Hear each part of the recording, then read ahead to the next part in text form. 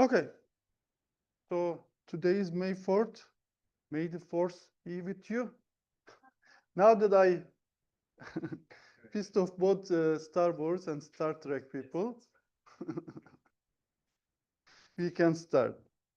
So this is joint work with Will Schultz at MongoDB Research. Yes, we do have a research lab at MongoDB, and we are looking for talented PhD students to apply for internships, summer internships. So this is about modular verification of MongoDB transactions using TLA+. And this work is under submission to VLDB, and we hope to share the paper soon. Okay. So I'm going to go through the slides. There are 20 slides. Okay, you can see them. Those dots are empty dots. When we reach the conclusion slide, the empty single slide there, we will be done. So you will know the progress of the presentation.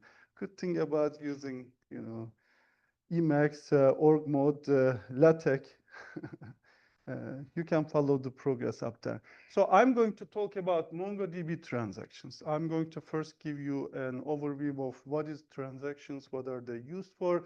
Then I'm going to tell you MongoDB transactions are distributed transactions. I'm going to give you some overall appreciation of how distributed general transaction works.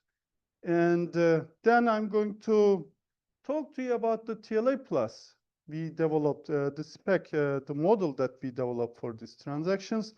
Then I'm going to talk to you two sort of nice things that came from having this modular model.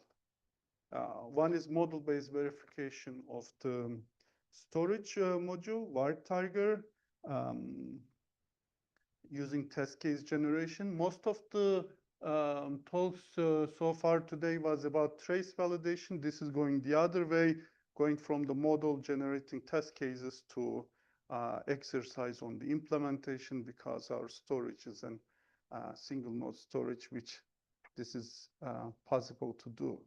And permissiveness is property which I will describe shortly. And this is another byproduct of having our model in TLA+.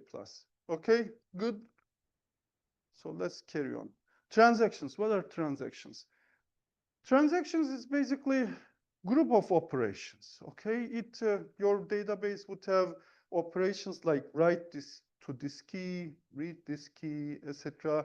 Transactions, just think of it as a logical box, all or nothing logical box around a bunch of operations to give the all or nothingness to this bunch of operations. So these bunch of operations, either they all succeed together or they all fail together. This is basically grouping idea, right? Computer Science 101.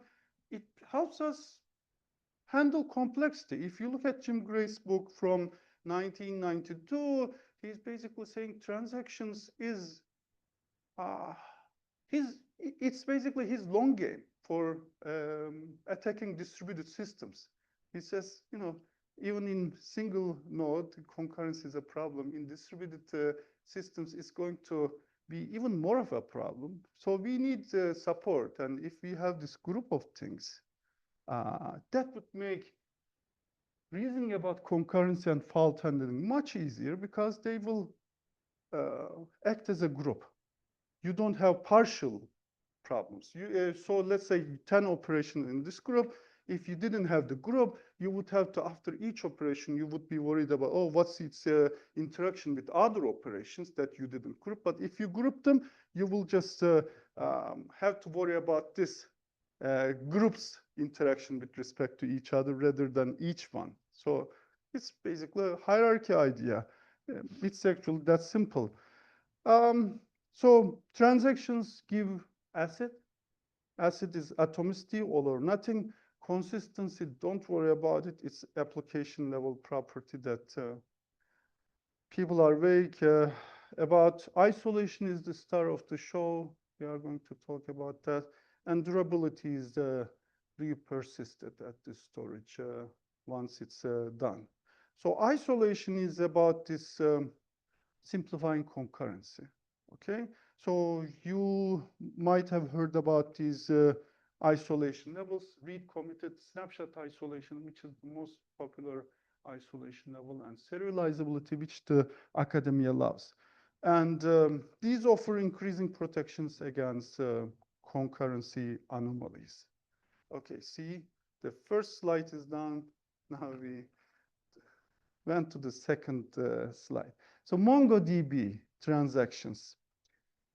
So MongoDB is a modern database. Relational databases had been there, and transactions had been there with them, with Postgres for a long time. Then MySQL came, another relational database. MongoDB came as this NoSQL database that's programmer friendly, and when you become popular, you have to provide all these features, right? So transactions had to be provided. December 15, MongoDB, we are now MongoDB 8.1 or 2, something like that. So December 15, version 3.2, first transactions, but these transactions are single node, actually single document transactions, just single document transactions in a standalone replication in one node via multi-version concurrency control provided by the underlying WireTiger storage. So MongoDB acquired this storage company, WireTiger, which is upon on Sleepycat, which underlies the Berkeley DB and several storage systems were also influenced by that. Okay. But this is multi-version concurrency, which is cool. And when you have it, you can provide this single document transactions in standalone thing. And this gives you strong snapshot isolation because this is a snapshot isolation-based storage. Good. 3 years later, version 4.0, multi-document transactions in a replica set. What is replica set? Shard.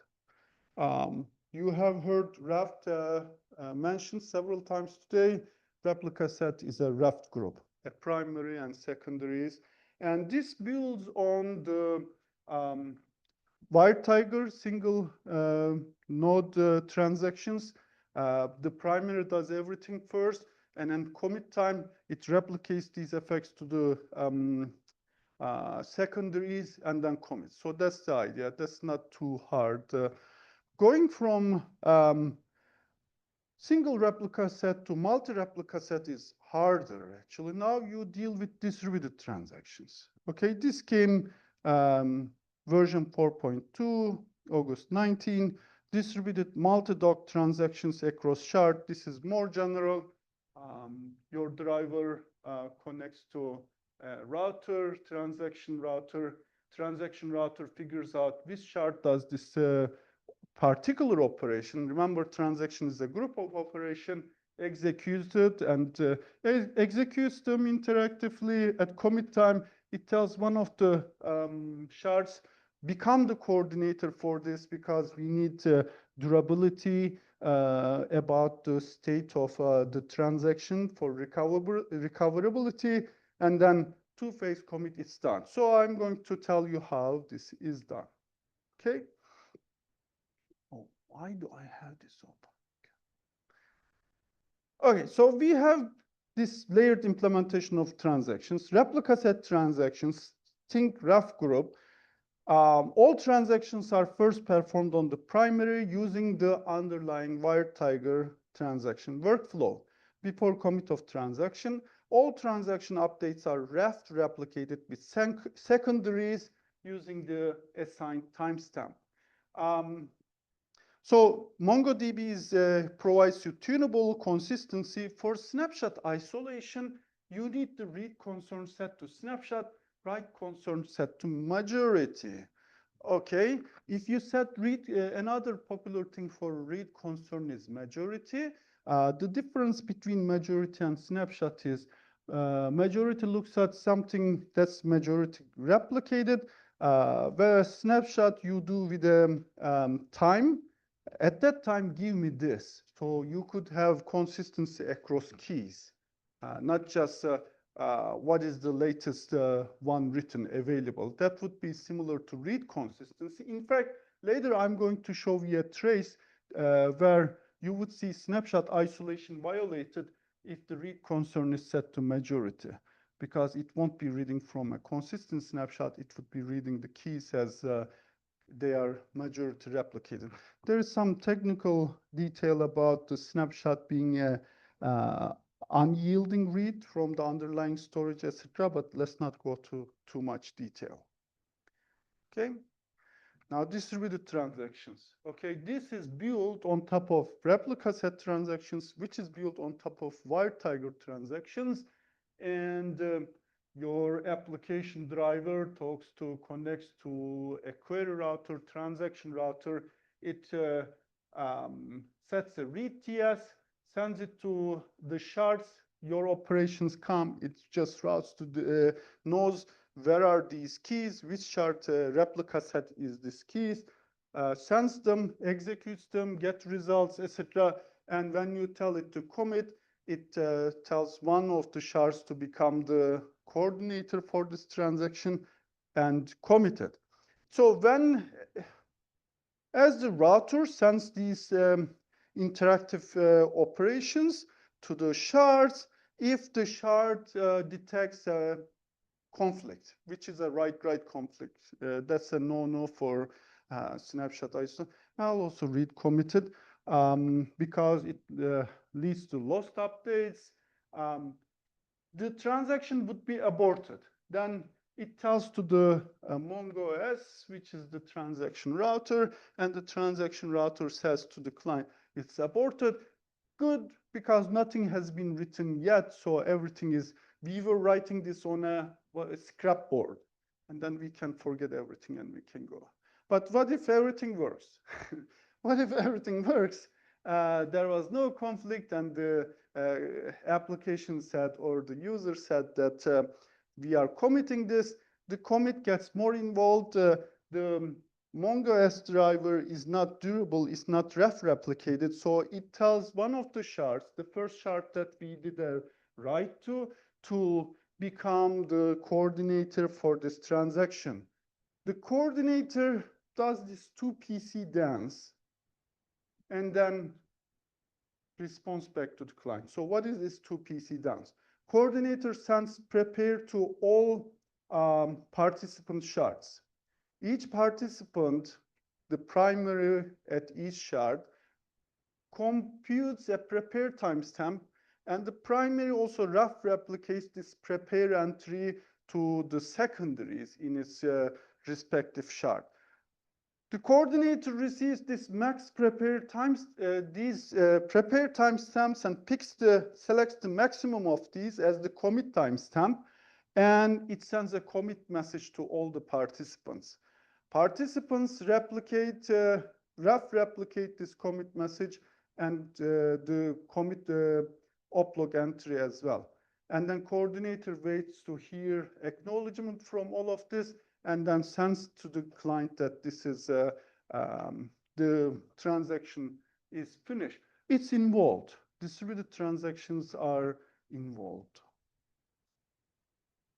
Another way to explain this is this framework.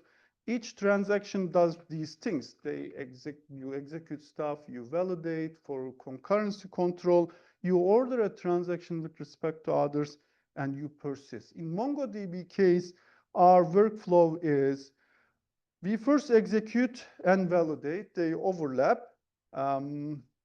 Validation checks for write-write conflicts and prepare conflicts. More about prepare conflicts soon to ensure atomic visibility. This is the scrapboard phase. But when we come to the two-phase case, as we have seen, the coordinator figures out what should be the timestamp, global commit timestamp, and it's sent to the other shards, and shards does the ordering and persisting. The ordering is done by the coordinator by this commit timestamp, and shards does the persisting to their replica sets with this commit timestamp and make it visible. Okay, reasoning and verification is challenging. I try to give you a sense of transactions. Transactions is involved concept. It's a hard concept. Database people think about this hard, and implementing transactions is hard. Um, and in our case, there is more challenges for reasoning and verification. MongoDB's distributed multi-document transactions, as I told you, was developed incrementally over several years and by layers. There is sources of complexity due to aligning time across clusters. It uses a cluster time abstraction, which is a nice abstraction. MongoDB is basically, it uses timestamps for ordering transactions. Unlike most other databases, it gives several advantages, but how do we align time across clusters? Hybrid logical clocks help, but there is more to it. There is complexity for reasoning about this. Cross-layer interactions with WireTiger is a big thing. WireTiger doesn't know what higher layers do. It just is given something and it does it. But how is this still true for distributed transactions? Because we grew this organically over WireTiger single node transactions. I didn't go into the rest of this. I spared you about speculative majority reads, recovery protocol on router failure, chunk migration by the catalog. There is a catalog. That's how you know which shard to contact for each operation. And you could have chunk migration, interactions with DDL operations, fault tolerance, etc. So that's why we do TLA plus. So the first section is over. Do you have any questions? Yes. By the time you get to two-phase commit, the transaction, that's like a... Yeah, there is no conflict, but two-phase commit. So it's just... Yeah, order and persist. Order and it's recoverable pretty much after that point. Because the router also tells to the other groups, this guy is the coordinator, and then you could check from the coordinator if you missed you don't see any activity, you could check with the coordinator what's the status, and if the coordinator is down, new coordinator will be elected in that group because it's rough replicated, so things would go. But you could also, if you see it's not moving, you also help to finish it. Another question about the two phases. It seems like you have a policy there for the max timestamp. Yes. You relax that based on the... That's a very good question. Yeah, this is exactly that. So the question repeated to repeat is the coordinator picks the max prepared timestamp as the global commit timestamp. Can this be relaxed depending on the absolute? This is a good question. This is the kind of questions we like to answer by modeling and by checking that the result is true, at least first in the model. So we could, yeah, I'm going to talk about that a bit actually, because as I told you, this is one major complexity about reasoning about this aligning time across clusters. Some smart things could be done there, but it's a tricky problem as well. Yes? Is Keyvalues or relational database? Is Keyvalues it's or relational database? This is not a relational database. This is a NoSQL database, document database. It's JSON objects document database. Okay. TLA plus model. So we are 1/3 of the way there. Okay. This is the first modeling of multi-shard database transactions at scale. That's what we did. I mean, you would see some papers about Maybe CockroachDB paper has a TLA plus model, but that's like a slice of something. This is the first time you have modeling of multi-shard database transactions. And we also check for isolation. So that's our claim to that. This is underlined because this is a link. If you, once we make the PDF available, if you click on it, you will get to the GitHub for the TLA plus repo, where you could see we've first started with a small single node replica set and the full thing. You would see all of those TLA plus models available in this repo. This being TLA plus, it specifies the transaction behavior and isolation guarantees precisely and succinctly. And the last point I want to make, which I will cover mostly in model-based verification, is that our modular approach to the modeling enables automated model-based conformance testing for the underlying WireTiger storage implementation, tying the spec to the implementation for the storage component case, which is a single node embedded storage for each node, which is easier case, but we get the benefit from that, okay? So those are what I'll cover in the next 6 slides. All right. We have 2 modules, multi-shard transaction and the storage one. So we are being modular. We carve this off separately. So the API to storage is very clear. It's in a separate file. But multi-shard transaction.tla has both the router, the transaction router I mentioned to you, and the shards corresponding to each replica set. And the storage models, the underlying replication storage layer at each shard, basically at the primary, because thanks to rough replication, we can pretend it's just one unfallible node, okay? And the router and shard are asynchronous with respect to each other, but the shard exercises the storage synchronously because it's an underlying RPC call and you get the result. And in the TLA plus model, the way we model separately is the storage is still exercised synchronously because it's called through these actions, okay? So this is for the multi-shard transaction.tla, just a taste of what variables are there in multi-shard transactions. There is, I think, 7 more variables in the storage pertaining to log and this and that. But here, the variables are what you would expect, like the transactions, participants, transaction reads, timestamps, what are committed, what are not. Prepared transactions is a transaction aborted.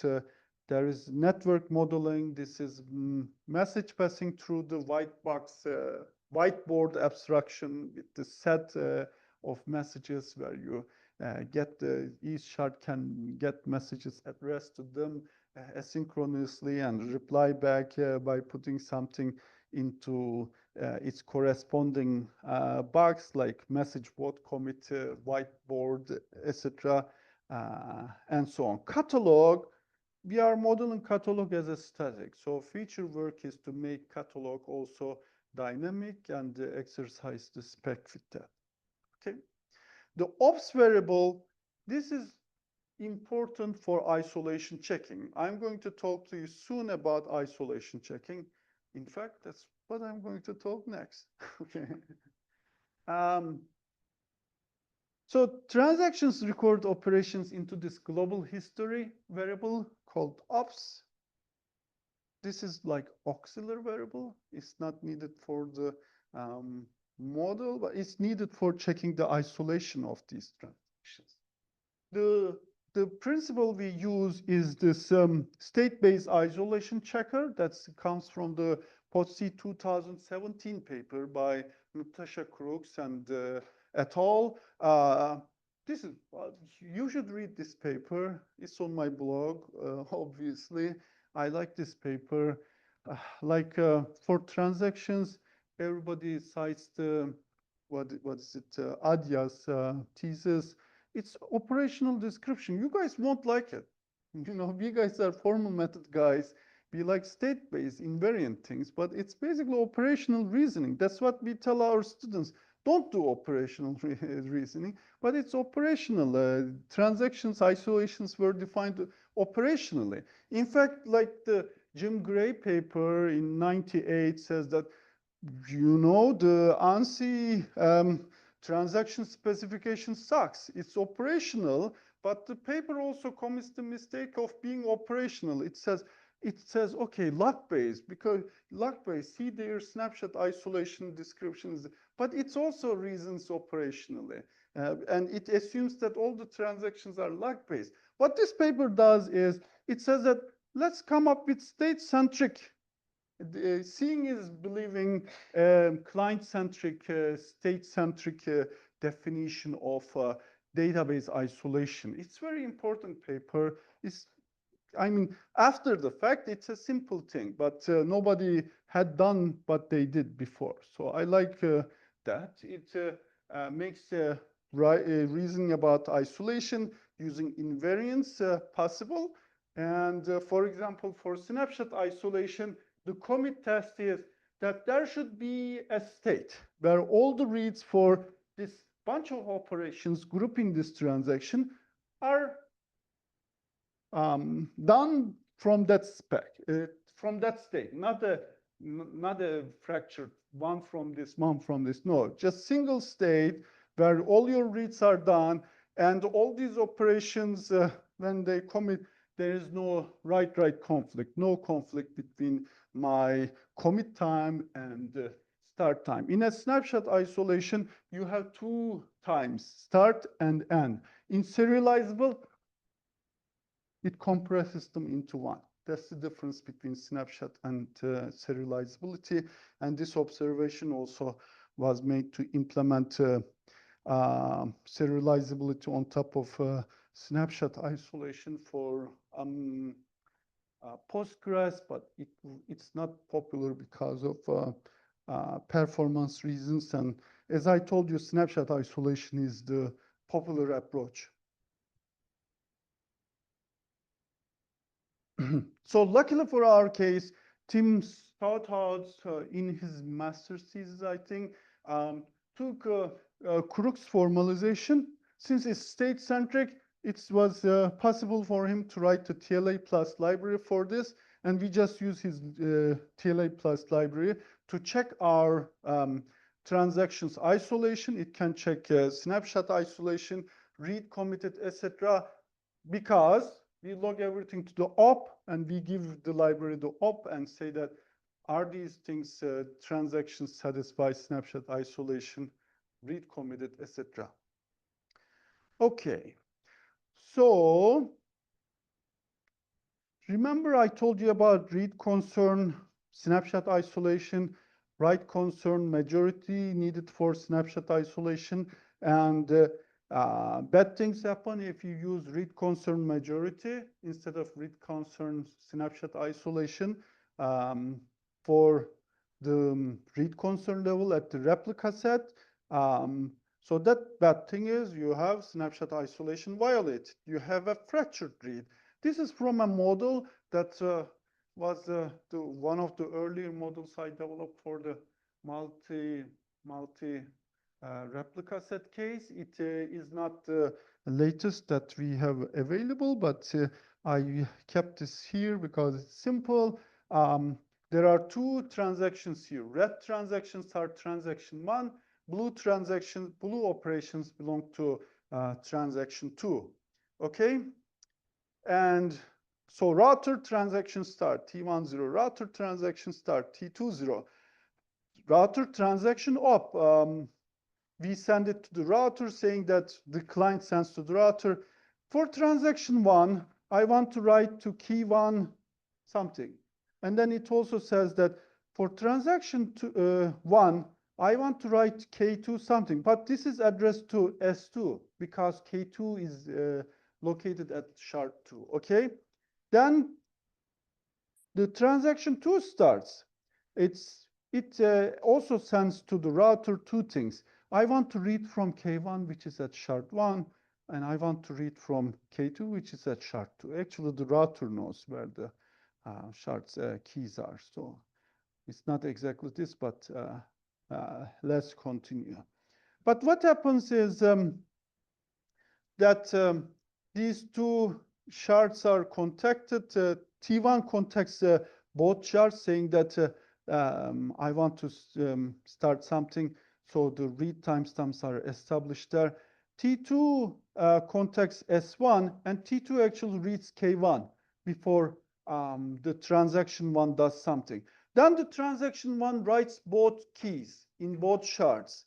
And this entire thing from 14 to 22 is the two-phase commit to commit these things. There were no conflicts. And then it commits. Then the T2 at S2 is received. That transaction gets started. And then it reads the thing. But since this is majority read, it reads for the current version. It read K1 from the version before transaction 1. It reads K2 from the version after transaction 1. So we have a fractured read. We read for K2, the effect of transaction 1 take effect. For K1, it doesn't take effect. That's the fractured thing. And here is something I want to plug in. This is Will's work, where you can see the entire trace on the browser. This is in real time. This is also makes TLA specs accessible, right? So you don't need to install any TLA plus. Will wrote this JavaScript interpreter for TLA plus, and the URL has the entire 27 step history. When I click on it, it says, are you sure you want to open this page? Yeah, I'm sure. Okay, let's try. It takes some time because it first loads the spec from the GitHub, and then it goes through all the steps, and then it's going to tell me I did all the steps. Okay. It did all of them. This is the state 27, state 26, state 25, etc. The things that change you see in yellow. And you can change these arrangements differently by check. You can say which ones you want to do. You can unexplode. You can group differently, whatever works for you. You can go backward in the state. And then you see, oh, these two are available. Then you go forward. You can go backward as much as you like, or when you find a problem, all you need to do is do copy link, send it to Slack it to your friend, and he will see the spec. He doesn't need to know TLA plus. He will just see, okay, the state is changing. I know because I have been implementing this thing. I can follow this. I don't know TLA plus, but I can play with this. And he showed me one violation. Actually, I can go back and I can show another path. Now I realize there is another violation. So it's cool. Okay, so that was real time. Okay. So another thing, so this was one thing we realized, okay, this is why it is important. And this is also instructive to engineers working on that. Another tricky thing we realize with this is that the timestamps become tricky, meaning that, remember the underlying WireTiger thing? Okay, so this is transaction 1. This is a different transaction 1. This time it starts at timestamp 0. It writes to K1. It got prepared by timestamp 1. Then transaction 2 starts with timestamp 3.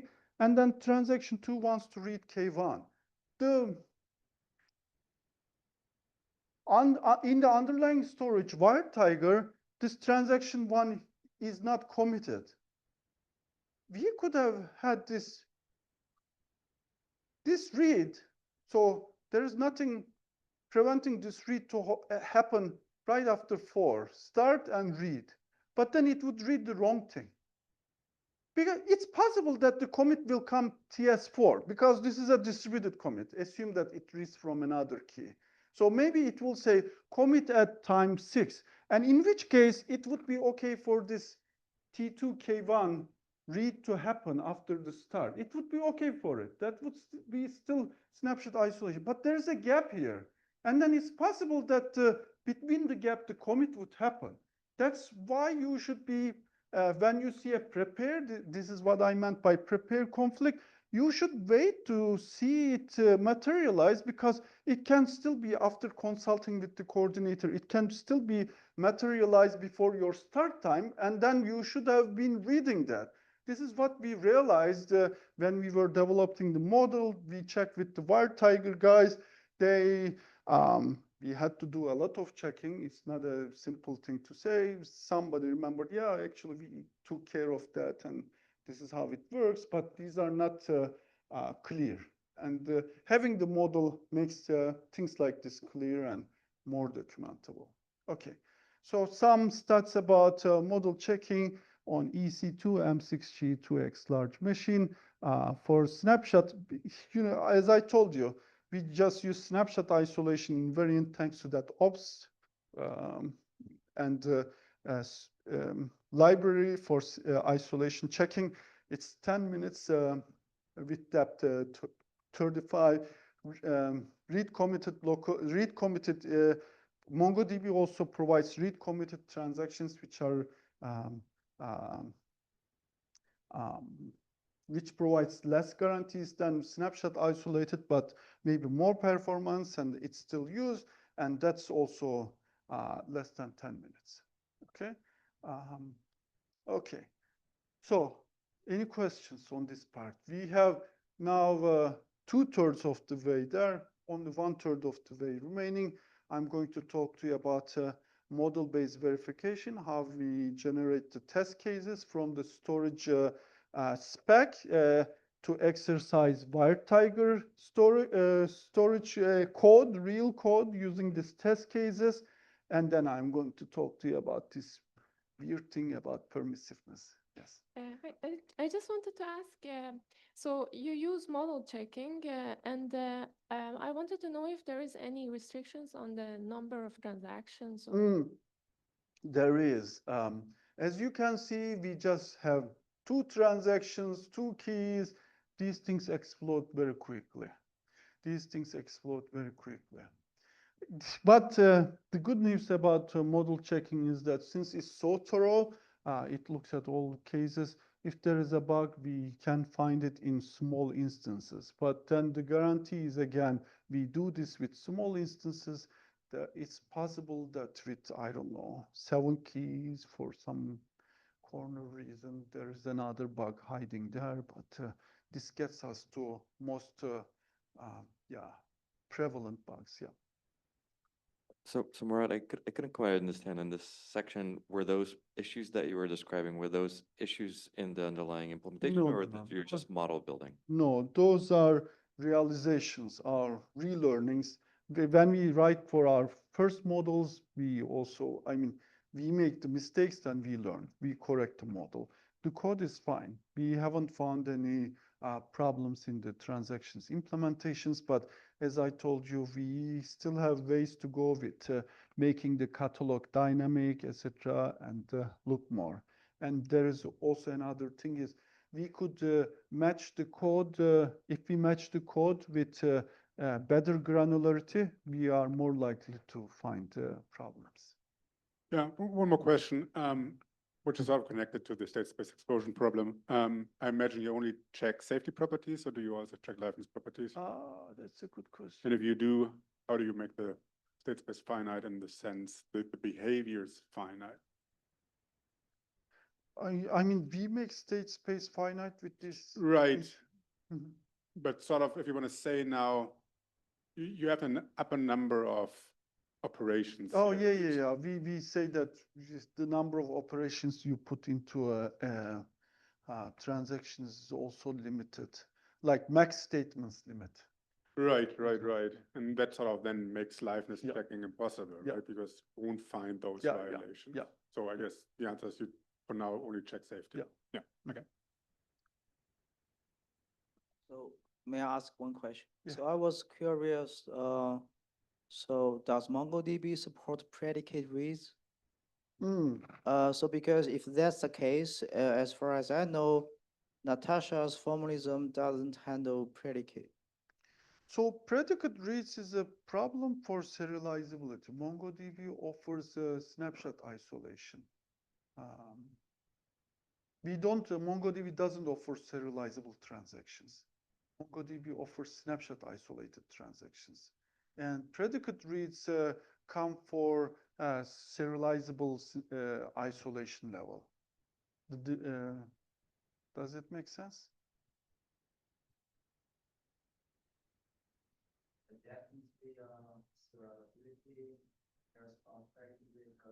Not snapshot isolation. That's why snapshot isolation is more popular and easier to implement. And I know academics like serializability, but I think that's wrong because serializability collapses start and thing, and you don't have partial ordering, and you have more concurrency, and practitioners know how to handle snapshot isolation. It's at a very good sweet spot of providing enough but not getting in the way of practical.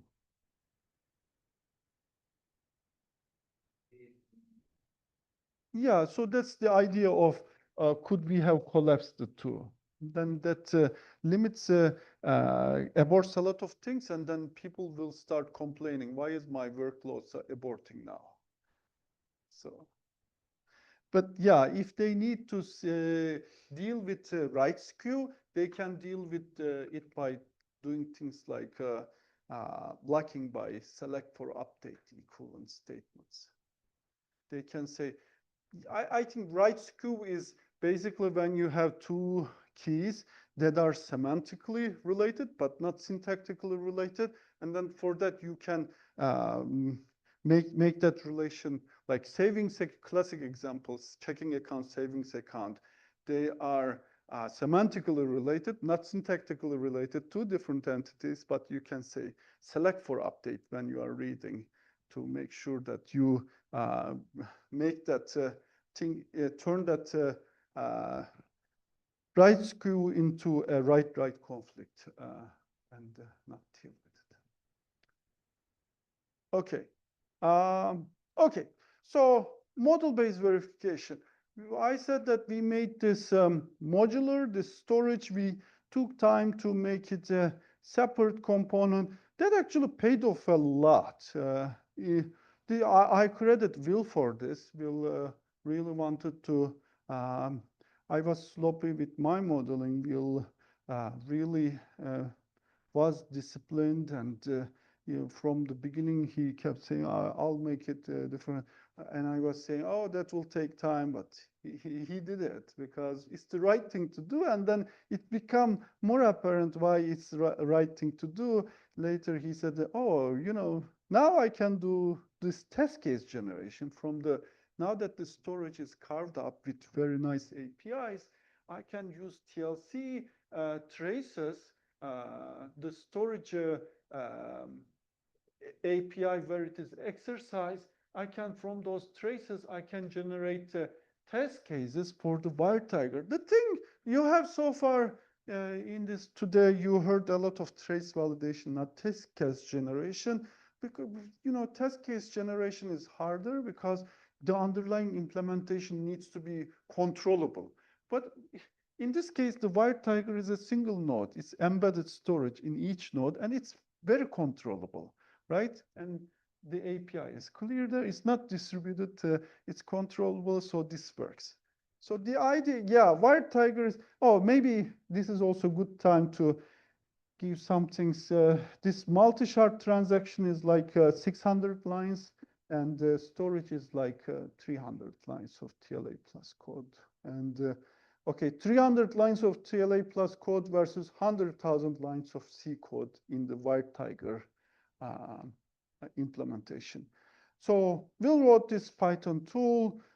It processes the TLC output state graph. It computes path covering from this.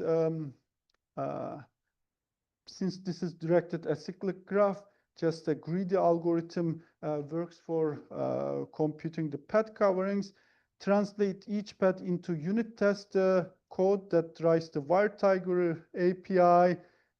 These tests are written in Python, and it checks for conformance of the model and implementation values. And like we have extensive WireTiger test, which I think maybe, I don't know, 1,000 unit tests by engineers. But with this, automatically, like in 30 minutes of test generation, you can get 87,000 tests, and 13 minutes of execution, you generate and execute that. The WireTiger gives to the transaction layer what it expects from its storage layer. Why is this good? This is good for keeping our spec and the implementation conforming. If the implementation changes one day, we will say either the implementation introduces a bug or the specification needs to change. What is our expectation from the storage need to change? And then is that change safe for our transaction protocol? We can take a look.